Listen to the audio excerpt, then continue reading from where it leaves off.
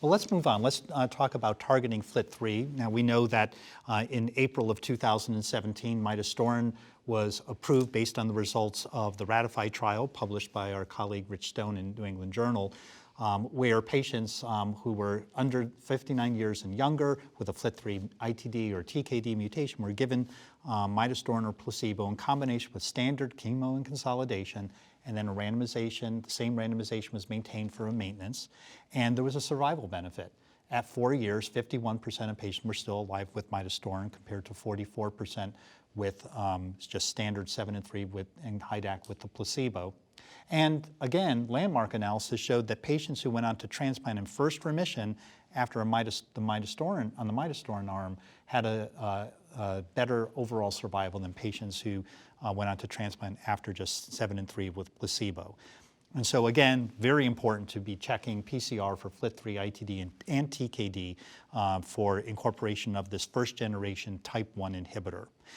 But we have new drugs that are either approved recently or on the cusp of hopefully being approved for relapsed refractory patient with FLT3. And I'm going to turn to Sasha to talk to us about the development of gilteritinib for relapsed refractory FLT3 mutated AML. So I'm happy to do that, although it's hard to comment on gilteritinib until we've talked about some of the earlier drugs that target FLT3, such as sorafenib, such as quizartinib, because these were earlier drugs that were developed that had activity by acting on FLT3 ITD. And we actually saw that this was a target that we could use drugs that had significant inhibitory potential against as single agents or in combination with low-intensity chemotherapy, such as azacitidine. Whereas drugs like midostaurin as a single agent really had very limited activity in the relapsed refractory setting by themselves. But one problem that had been noted with the development of sorafenib and quizartinib was that we would see resistance that would develop during therapy due to treatment-emergent mutations in the tyrosine kinase domain at D835. So there was a lot of interest in drugs that would hit both mutations, FLT3 ITD and FLT3 TKDs, and that's where gilteritinib came from. So gilteritinib is a relatively selective and potent FLT3 inhibitor that's active against both these mutations by virtue that it is a type 1 inhibitor, and it underwent a phase 1/2 study that showed about 40 to 50% of patients with relapsed or refractory FLT3 mutated AML would achieve elimination of their bone marrow blasts or a near elimination of bone marrow blasts with variable count recovery. And some patients would actually achieve a true CR. About 10 to 20% of patients would go to either transfusion independence or full count recovery, indicating a significant amount of recovery of hematopoiesis, which really hadn't been seen with some of the other FLT3 inhibitors as single agent. And then a randomized study followed where gilteritinib as a single agent was compared to effectively best available chemotherapy for patients in first relapse or with primary refractory disease. This was a study that enrolled over 370 patients. They had to have previously treated, although they did not have to have intensively previously treated chemotherapy, previous intensive chemotherapy, and they had to have a FLT3 mutation because the prior studies in the phase 1/2 setting really showed very limited activity in patients who didn't have the target mutation. So we had to prove at the time of relapse that they had a FLT3 ITD or a FLT3 TKD mutation. And then they were randomized 2-to-1 to either gilteritinib as a single agent or the investigator's choice of one of 4 regimens, 2 of which were intensive, FLAG-IDA or MEC, and 2 of which were low intensity, either azacitidine or low-dose cytarabine. And that decision had to be made prior to randomization. So you couldn't get the randomization and then figure out what you wanted from the list. You had to lock in before randomization. Then they were followed for overall survival.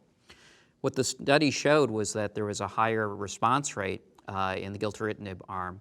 And as well, recently presented was that there was a better survival in the gilteritinib arm, with a median overall survival of the gilteritinib arm of 9.3 months and a median overall survival of 5.6 months in the chemotherapy arm, and that was statistically significantly improved.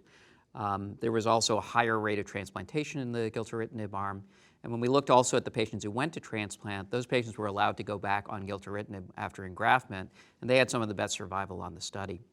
So the take-home from this is that we've shown in a randomized study that in a FLT3 mutated population, there's a survival benefit to using a once-daily oral FLT3 inhibitor. You may ask, what's the toxicity comparison here? The big difference is, A, where you give the therapy, which is this is a once-a-day pill with relatively few side effects outside of cytopenias, which are quite common, LFT abnormalities, which are usually asymptomatic. And while there were serious side effects, they were pretty rare. So we did see rare cases where there was PRES, posterior reversible encephalopathy, cases of pancreatitis, which happened in a small number of patients but could be severe. And there were a few cases of differentiation syndrome or something that was similar to differentiation syndrome. In terms of fevers that are relatively common, we would see in some patients pulmonary infiltrates that were not clearly infectious, fluid retention. And while this is certainly not in the order of frequency that we see with IDH inhibitors, it has been recognized and it is a black box warning on the label. The drug was approved initially based on its response rate, and within the past week, that label's actually been expanded to include the overall survival data.